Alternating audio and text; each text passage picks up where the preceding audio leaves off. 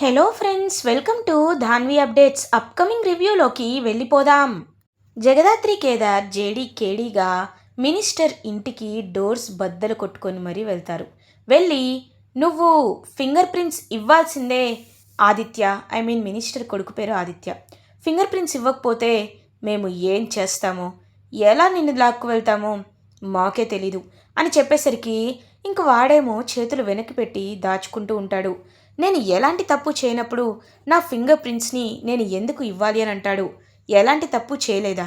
అలా నువ్వు ఎలా చెప్తావు? ఆ అమ్మాయి మైనర్. ఆ అమ్మాయితో అంత బ్యాడ్గా బిహేవ్ చేసి తను ప్రెగ్నెంట్ అయ్యేలా చేసి నీలా తీసింది అని చంపేసింది అలాంటి దుర్మార్గుడివి నువ్వు. అలాంటిది నువ్వు ప్రైమరీ సస్పెక్ట్ అసలు. కాబట్టి నీ కార్ లొకేషన్ కూడా ఆ రోజు మేము ట్రేస్ చేస్తే జరిసింది. ఆ అమ్మాయి వెళ్ళిన లొకేషన్, నువ్వు వెళ్ళిన location one and only the same. So ఇక నీకు ప్రూఫ్స్ కదా, చిన్న క్లూ కూడా వదిలిపెట్టను. మర్యాదగా ఫింగర్ ప్రింట్స్ ఇవ్వో అని అనేసరికి ఇంకా ఆ మినిస్టర్ కొడుకు ఆదిత్యకి ఒక విషయం గుర్తొస్తుంది. మీనన్ అప్పటికే ఫింగర్ ప్రింట్స్ అనేవి పడకుండా ఒక గ్లూ ఇస్తాడు కదా వేసుకోమని. సో ఆ గ్లూ గుర్తొస్తుంది.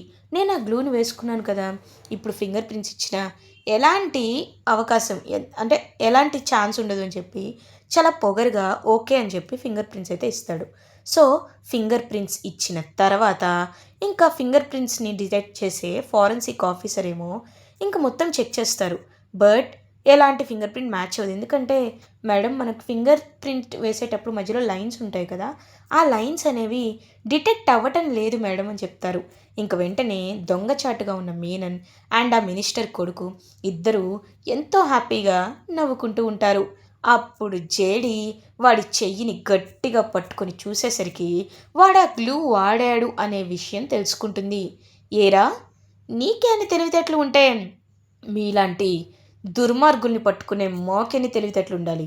గ్లూ వేసుకొని ఫింగర్ ప్రింట్స్ దాద్దాం అనుకున్నావా? నీ నుండి ఎలా నిజం బయటికి రాబట్టాలో నాకు తెలుసురా అని చెప్పి ఇంకా అలా గట్టిగా ఇస్తుందన్నమాట. కోటింగ్ అయితే వాడిని పెట్టి వాడిని సోఫా మీద గట్టిగా కొట్టి అప్పుడు వాడి చేతిలో ఉన్న ఒక యాసిడ్ టైప్, అంటే it will be the release of the glue. ఆ గ్లూని రిలీజ్ చేసే ఒక యాంటీ ఎలిమెంట్. ఇప్పుడు డోస్కి యాంటీడోస్ ఎలా ఉంటుంది అలా అనమాట. సో ఆ గ్లూ మొత్తం టేర్ అవుట్ అయిపోయేలాగా ఆ లిక్విడ్ వేసేసరికి వాడి చెయ్యంతా మండిపోతూ ఉంటే ఇంకా అప్పుడు కరెక్ట్గా ఫింగర్ ప్రింట్స్ అయితే వస్తాయి. సార్, ఇప్పుడు ఫింగర్ ప్రింట్స్లో లైన్స్ కరెక్ట్గా వచ్చి ఉంటాయి, చెప్పండి మ్యాచ్ అయిందా అని అడుగుతారు. ఎస్ మేడం, మ్యాచ్ అయ్యింది అని ఫారెన్సిక్ హెడ్ చెప్పగానే వెంటనే ఆ మినిస్టర్ కొడుకు ఆదిత్య కాలర్ పట్టుకొని ఇంకా గట్టిగా లాక్కొని వస్తుంది జయ హో జేడి అలియాస్ జగదాత్రి. ఇంకా అలా నడిపించుకుంటూ వస్తూ కరెక్ట్గా వాడి హ్యాండ్స్కి కఫ్స్ సంకెళ్ళు వేసి, నీ పొగరిని, నువ్వు నా వెనుక మా నాన్నున్నారులే, ఎప్పటికైనా నేను ఎలాంటి తప్పు చేసినా మా నాన్న చూసుకుంటాడనే అహంకారాన్ని బయట పెట్టేంత వరకు నీకు ఎలాంటి కోటింగ్ ఇవ్వాలో అలాంటి ట్రీట్మెంట్ ఇస్తాన్రా అని గట్టిగా వార్నింగ్ ఇచ్చి కరెక్ట్గా వాడిని అరెస్ట్ చేసి పోలీస్ స్టేషన్కి తీసుకువెళ్ళే లోపు అప్పుడే సాధు సార్ నుండి కాల్ వస్తుంది. సో సాధు సార్ వెంటనే హలో జేడి అని అంటారు. సార్, ఫింగర్ ప్రింట్స్ మ్యాచ్ అయ్యాయి సార్, వీడిని అరెస్ట్ చేసి పోలీస్ స్టేషన్కి తీసుకొస్తున్నాను అని అంటుంది. జేడి, అతన్ని విడిచిపెట్టి జేడి అని అంటారు. సార్, ఏమంటున్నారు మీరు? వీడు అక్యూజ్డ్ అని తేలింది కదా సార్, ఫింగర్ ప్రింట్స్ కూడా మ్యాచ్ అయ్యాయి, ఏ బేసిస్ మీద మీరు వదలమని చెప్తున్నారు? నా దగ్గర ప్రూఫ్స్ ఉన్నాయి సార్ అని అంటారు. లేదు జేడి, ఆల్రెడీ ఆ అమ్మాయి ప్రెగ్నెన్సీకి కారణం నేనేనని ఒకడు వచ్చి లొంగిపోయాడు జేడి అని అంటారు. ఒక్కసారిగా జగదాత్రి షాక్లో ఉండిపోతుంది. సార్, ఏమంటున్నారు మీరు అని అంటుంది. అవును JD, what you heard is right. ఒకడొచ్చి లొంగిపోయాడు, వాడు ఎంత కావాలనే బెదిరిస్తున్నాడో ఇప్పుడు అర్థమైంది. ఇదంతా మినిస్టర్ ముందే వేసుకున్న ప్లాన్ జేడి. కాబట్టి ఇప్పుడు లీగల్గా అఫీషియల్గా వాడిని అరెస్ట్ చేయడానికి ఎలాంటి ఛాన్సెస్ లేవు. కాబట్టి వెనక్కి వచ్చే జేడి అని అంటారు. వెంటనే వాడి హ్యాండ్ కప్స్ని అయితే తీసేస్తారు. తీసేసిన వెంటనే జేడి వైపు కోపంగా చూస్తూ ఉంటాడు ఆదిత్య. ఇంకా జేడి కూడా వాడి వైపు కోపంగా చూస్తూ ఉంటుంది. నన్ను నన్ను అరెస్ట్ చేస్తావా? నన్ను జైలుకి తీసుకువెళ్తానని నా చెంపపై కొడతావా? చూడు పోలీస్, నా గురించి నీకు పూర్తిగా తెలీదు. ఒక్కసారి నేను టార్గెట్ ఫిక్స్ చేశానంటే ఈ మినిస్టర్ కొడుకుతో ఎందుకు పెట్టుకున్నానా అని అనుకుంటావు. ఇప్పుడు నీ లైఫ్లో రోజుకొక మలుపు తిరుగుతుంది, గుర్తుపెట్టుకో అని అక్కడి నుండి వెళ్ళిపోతాడు. ఇంకా మినిస్టర్ కూడా చాలా కోపంగా ఉంటాడు. అండ్ అలా ఇంకా జేడీ వాళ్ళ పాపం చాలా పశ్చాత్తాపంతో తిరిగి వెళ్ళిపోతారు. అసలు ఎలా ఇలా జరిగింది, ఒకళ్ళు లొంగిపోవడం అంటే ఎవడవాడని చెప్పి వెంటనే వెళ్తారు. వెళ్ళేసరికి అక్కడ ఒకడు ఉంటాడనమాట. లైక్ ఈ అమ్మాయికి ఒక 16 కాబట్టి వాడికి ఒక 18 బిలోనే వాంటెడ్లీ కావాలని పెడతారు. సో బీయింగ్ ఎ మైనర్ వాడిని జైల్లోకి తీసుకురాకూడదు. అండ్ మైనర్ వైపే కోర్టు కూడా ఉంటుంది. ఇట్స్ ఎ లీగల్ రూల్ కదా. అతని దగ్గరికి వస్తారు జేడీకేడి. నీకు ఇలా అబద్ధం చెప్పమంది ఎవరో చెప్పు, లేకపోతే జీవితాంతం జువీలియన్లో ఉండాలి. అంటే తెలుసు కదా, బాలల జైల్, దాన్ని జువీలియన్ అంటారు. అక్కడ ఉండాలి, ఏమంటావు అని అంటారు జేడీ. మేడం, మీరేం చెప్తున్నారో నాకు తెలియదు మేడం, కానీ ఆ అమ్మాయి ప్రెగ్నెన్సీకి కారణం నేనే మేడం అని వాడు ఒప్పుకుంటాడు. ఇంకా సాధు సార్ జేడీకేడి దగ్గరికి వచ్చి, ఏంటిది జేడీ, నాకేమీ అర్థం కావట్లేదు. మైనర్ అమ్మాయి చనిపోయింది, రిపోర్ట్స్ చూస్తే ప్రెగ్నెంట్ అని తేలింది. మైనర్ కాబట్టి తనపై చాలా ఎక్కువ లీగల్ కేసెస్ పెడతారు అలా కారణమైన వాడిపైన. బట్ ఇక్కడ ట్విస్ట్ ఏంటంటే, వచ్చి లొంగిపోయిన సరెండర్ అయిన వాడు కూడా బీన్ మైనర్. వాడు మైనర్ అయినప్పుడు లీగల్గా వాడిని కూడా మనం ఏం చేయలేం. ఇప్పుడు ఏం చేయాలి, నాకేం అర్థం కావట్లేదు అని అంటారు సాధు సార్. సార్, ఖచ్చితంగా ఇది ఆదిత్యనే చేశాడని మనకి తెలుసు, కానీ ఇప్పుడు వీడొచ్చి లొంగిపోయాడు అంటుంటేనే ఖచ్చితంగా వీడి ఫ్యామిలీకో లేకపోతే వీడికి సంబంధించిన వాళ్ళకో ఆ మీనను ఆదిత్యన్ మినిస్టరు ఫేవర్ చేస్తుంటారు. ఆ ఫేవర్ ఎలా తప్పించాలి, వీడి నోటి నుండి ఎలా నిజం చెప్పించాలి అనే విషయాల గురించి నేను కేర్ తీసుకుంటాను సార్. ఈ కేసు ఇప్పుడు సాల్వ్ అవ్వకపోవచ్చు, మేబీ 1 డే పట్టచ్చు, కొన్ని డేస్ పట్టచ్చు, బట్ తప్పకుండా ఆ అమ్మాయి మైనర్ పద్మ చావుకి నేను బదులు ఖచ్చితంగా చెప్తాను.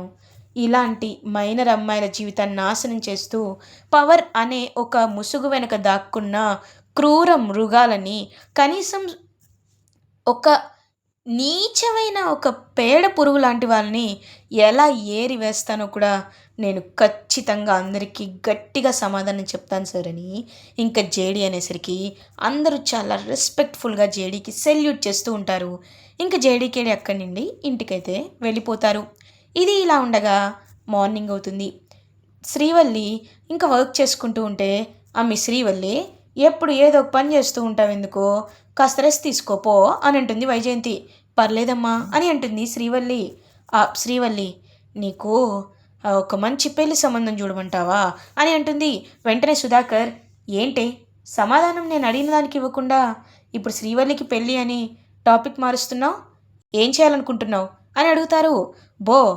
నేనేం చేయాలనుకుంటాను, అయినా ఏ కన్న తల్లికైనా కూతురిపైన ఏదైనా బాగుంటుందా ఉండదు కదా, అలాంటప్పుడు నువ్వెందుకు నా గురించి వేరేగా ఆలోచిస్తున్నావు అని అడుగుతారు. కన్న తల్లికి ఉండకపోవచ్చు, కానీ ఇలాంటి వద్దులే, మళ్ళీ అలాంటి వర్డ్స్ వాడకూడదు. చూడు, నువ్వు శ్రీవల్లి నాన్నని తీసుకురావాలి అని అంటారు. వెంటనే ఇంకా ఆ నాన్నని తీసుకురావడానికే ఇదంతా చేస్తున్నాను, నేను మాట్లాడుండాను, కానీ పశ్చాత్తాపంతో కుమిలిపోతున్నారు. పెళ్లి చేస్తే పెళ్ళికి తప్పకుండా వస్తానని మాటిచ్చాడు కాబట్టి ఇప్పుడు పెళ్ళికి ఖచ్చితంగా వస్తాడు. పెళ్ళిలో శ్రీవల్లి నాన్నెవరో అందరికీ తెలిసిపోద్ది, కానీ శ్రీవల్లికి కన్యాదానం మాత్రం ఆయన చేయలేడు, ఎందుకంటే పరిస్థితులు అలాంటివి, నువ్వే చేయాలి సరేనా అని అంటుంది. ఇంక వెంటనే అలా చూస్తూ ఉంటారనమాట సుధాకర్. ఏంటి అలా చూస్తున్నావు, నా మాటలు నమ్మాలనిపించట్లేదా, నేను నిజం చెప్తున్నాను అని అంటుంది. సరే, నీ మాయ మాటలు ఎంతవరకు నమ్మాలో ఆ దేవుడే చూసుకుంటాడు, కానీ పెళ్ళిలో శ్రీవల్లి వాళ్ళ నాన్న రాకపోతే మాత్రం నేను ఏం చేస్తానో తెలుసు కదా, నిర్దాక్షిణ్యంగా నిన్ను ఇంటి నుండి శాశ్వతంగా బయటికి పంపించేస్తాను. నా గురించి నీకు తెలుసు, ఒక్కసారి హర్ట్ అయితే అది లైఫ్ లాంగ్ గుర్తుపెట్టుకుంటా, ఈ విషయం కూడా అంతే, అర్థమైందా అని అంటారు. ఇదేంది ఈ నెట్టా మాట్లాడుతున్నాడు అని మనసులో అనుకుంటుంది వైజయంతి. అత్తయ్య, మీరేం కంగారు పడకండి, మావయ్య ఎంత చూసుకుంటానంటున్నారు కదా అని అంటారు. నీకు తెలియదమ్మీ, ఎంత ఇలాంటి చావు తెలివితేటలున్నా మా అన్న కాస్త తింగరోడు.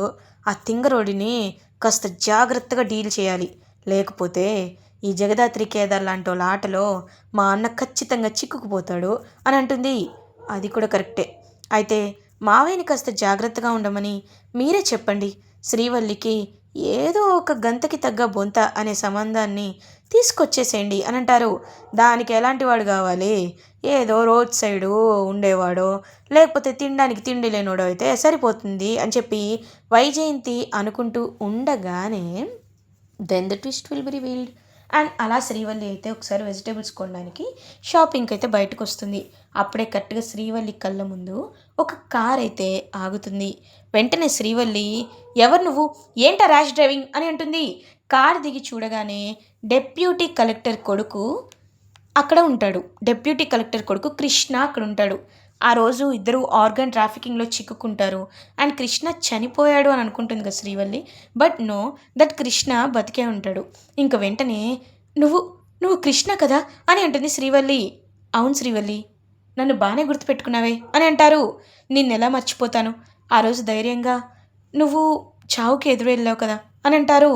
అవును, ఆ రోజు వాళ్ళు నన్ను చంపేవాళ్ళే, కానీ లాస్ట్ మినిట్లో జేడీకేడి వచ్చి నన్ను కాపాడారు కాబట్టి వాళ్ళు నన్ను చంపలేకపోయారు అని అంటారు.